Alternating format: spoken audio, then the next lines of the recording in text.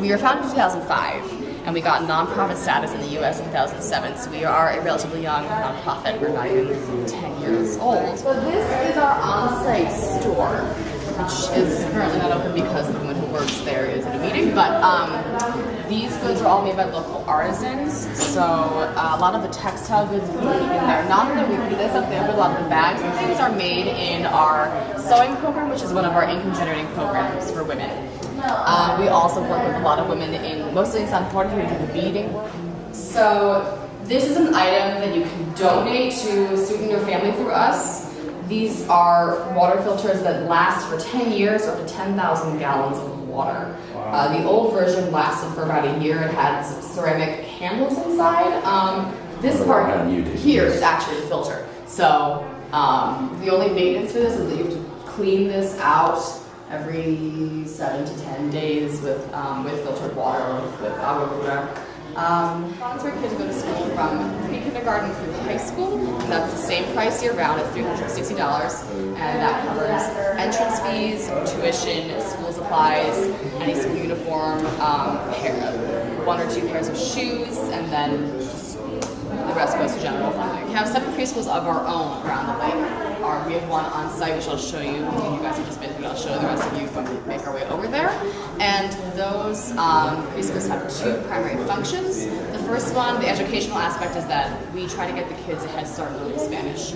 Most of them don't speak Spanish in their homes. They speak indigenous languages. So when they get thrown into the public school system in elementary school, they often get held back. Their grades really suffer. So we do our best to give them as much instruction in Spanish as possible. In our preschools, get a nutritious breakfast and snack and brush their teeth every day, and then on top of that they get vitamins.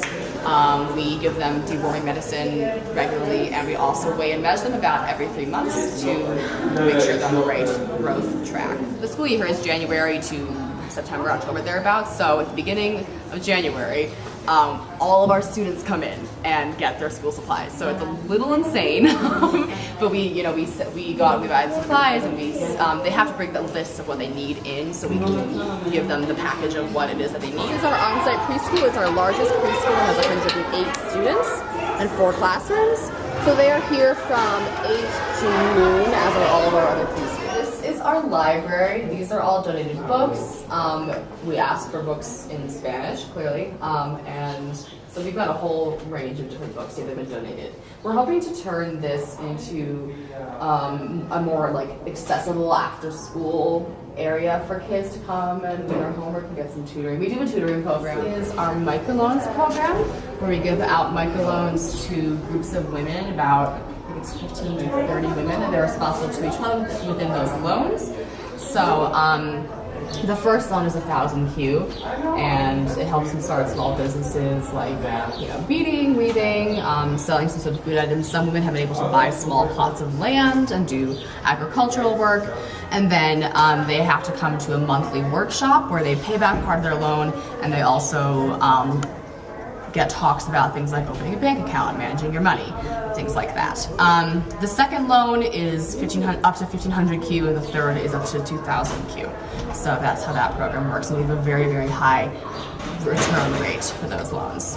2 departments here, or 2 rooms here, are our family aid department. So that is a whole variety of health and nutrition programs. So as I mentioned, we have the nutritional aspect of our preschools. We also have a program called the Well Mother, Well Baby program. That is for malnourished infants and toddlers, and they receive nutritious milk, and the mothers get put into a workshop program where they learn how to better nourish themselves and their families and children in the future. So that we're transitioning into general funding. A lot of this, because we are sort of a small family-started foundation, a lot of it started on sponsorship. So that is what a lot of our programs began as, and we are now trying to transition a lot of that into general funding. We also have an elderly care program, and that is here in Pana and in San Jorge. And we have, I think it's about 80 at this point, elderly come in to get a hot, nutritious meal 5 days a week at lunchtime, and then we send them home with emergency food rations. There are fortified rice packets that we actually get from a couple other nonprofits for the weekend, and we have some orphans in that program as well. The reason that we have this program is that oftentimes what happens is that we have multiple generations living in one household, but families can't afford to take care of both their kids and their parents or grandparents. So we have a lot of elderly that just don't receive the kind of care that they might otherwise. So that's why we have that program. This is day 3, evening of day 3.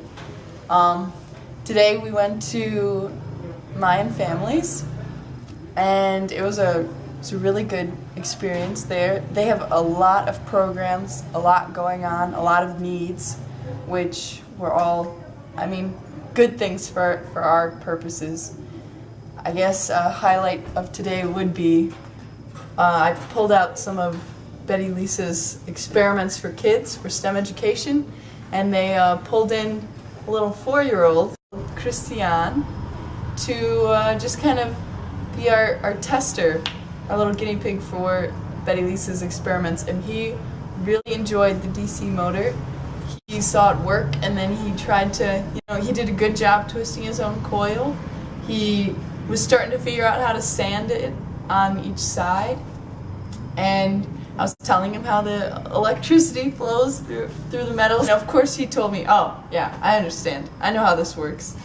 But I would say it was definitely a good experience to meet him, to see how, they can definitely learn. You don't necessarily need to know all the words for everything, because I sure didn't. My favorite part about the day was we went to my family and we got to talk to them, and just the fact that our ideas seemed to be able to align with them. They had engineering projects where we could do research on our own time throughout the school year, and it brought in, we got to come in here and we could do construction and some of the more basic things that you typically use for this sort of work, but then you can also do the research, which brings in our humanitarian engineering aspect to it. I don't know if anyone's already talked about Mayan families today. We went there today and we were all blown away by everything they do. They have a carpentry class, they have a computer class, they have a sewing class, they have preschool, and then they have over 200 other schools in the region.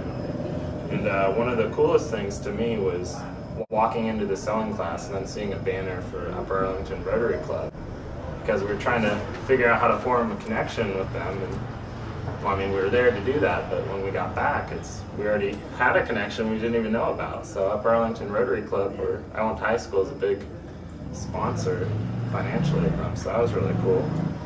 We sat down and we talked to Sarah and Hannah. Sarah's she's one of the ladies that runs the construction department at Mayan Families, and she told us a lot of great things that we could do to pair up with them, possibly for our humanitarian engineering project. And one of the most promising ones to me was the natural building project, where it incorporated learning about building here with local materials.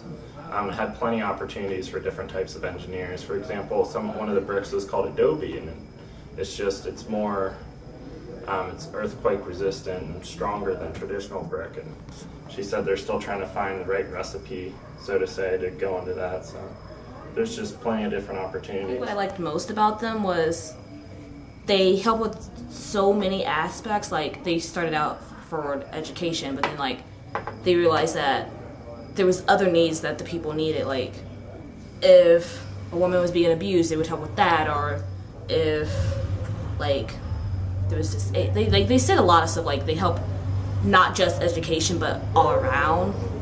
So I think I like that aspect about it, was the getting the full picture and really making a huge impact in these people's lives.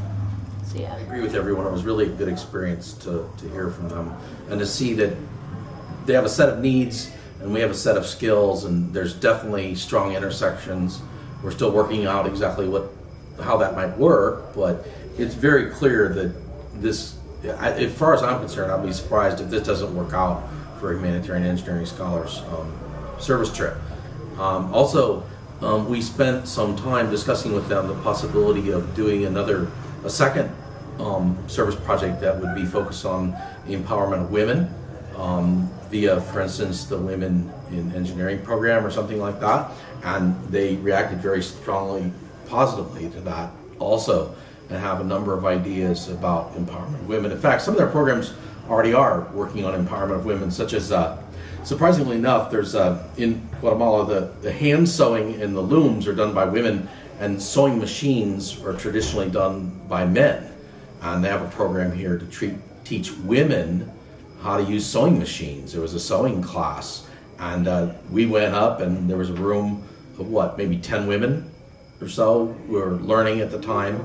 They had a teacher, and they're learning how to use sewing machines so that they could go home and start a business and increase the income of their family, and that would empower the woman too. So they look very positive. This kind of value of helping the women seems to be a very natural part of the Mayan Families program. As Cindy mentioned again a moment ago, they sort of have a very holistic approach, and are working on a whole wide range of things. So tomorrow we're going to see a school that's being constructed at Barranco, and we're going to see some families. Actually, I believe they're going to put us in their homes in the way they normally live. So we have much more to learn,